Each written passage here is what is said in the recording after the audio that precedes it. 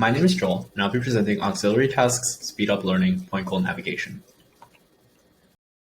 PointGoal Navigation is a fundamental navigation task for embodied agents.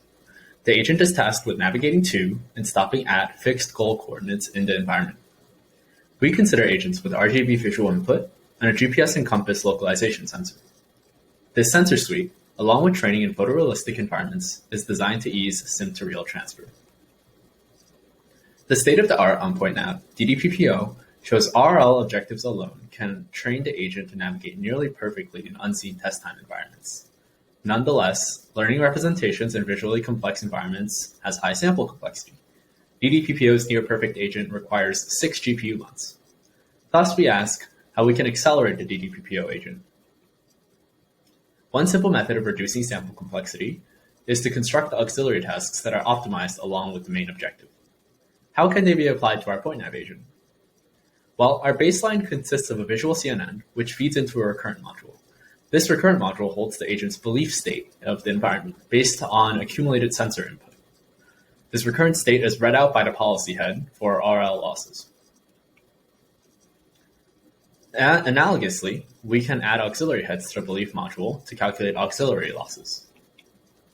More specifically, we collect T time steps of belief states and sensor representations and actions to use as self-supervision for our auxiliary tasks. In our work, we use 3 types of auxiliary tasks. Inverse dynamics, which predicts the action taken between 2 sequential frames. Temporal distance, which predicts the time elapsed between 2 random frames. And action conditional CPC, or CPCA, which uses an auxiliary GRU to unroll for K time steps. At each of these time steps, the GRU output is used to contrast between the true future frame of that trajectory and a randomly selected negative frame. Note that CPCA is parameterized by the term K, which allows us to instantiate several versions to provide a family of related auxiliary tasks. We ask the following questions. How much do auxiliary tasks actually help in photorealistic environments? Does combining them provide additional signal? And if so, what is the best way of combining the tasks?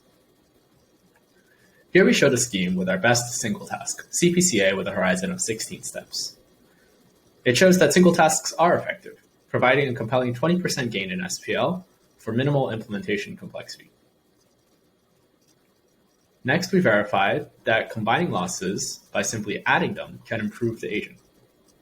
We add all our tasks and show it does improve on just CPCA 16.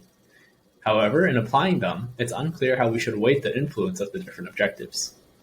Further, we see that this naive addition hurts early learning. Though this slowdown is recovered by 5 million frames in this case, it can be a problem in more complex tasks than PointNav. When the baseline sample complexity is higher, we may not even have the budget to simply incur this penalty. We want to have the benefits of auxiliary tasks without incurring an early slowdown. We conjecture that this slowdown is due to the many competing auxiliary tasks preventing learning of the primary objective. And consequently, we remedy this by separating the state into several modules, one paired with every auxiliary task we use. A fusion module combines the separate belief states into a representation for the policy. This method is effective, and in particular when we fuse the modules using vision condition attention, we recover much of the early loss incurred by using the different tasks. The plus E in the figure denotes an important entropy penalty, which prevents a degenerate solution where only one module is attended. We find this attention formulation to work the best among a number of methods compared in the paper. To understand how these different modules are used, we can visualize attention distributions over agent trajectories. Here, we aggregate evaluation trajectories on a fixed floor plan, plotting at each step the color corresponding with the most attended module. These activations are clustered, indicating high-level visual statistics, such as the hallways, are reliably mapped to given modules, such as CPCA1. Conversely, we can interpret this as CPCA1's preferential activation for hallways. We provide additional evidence for module specialization in our full work. In summary, auxiliary tasks can greatly speed up the learning of PointGoal Navigation. We find a 5.5 times speed up over the baseline's score by 40 million frames. Competing auxiliary tasks slow learning of the primary task. By assigning each task to separate modules, we can mitigate slow learning.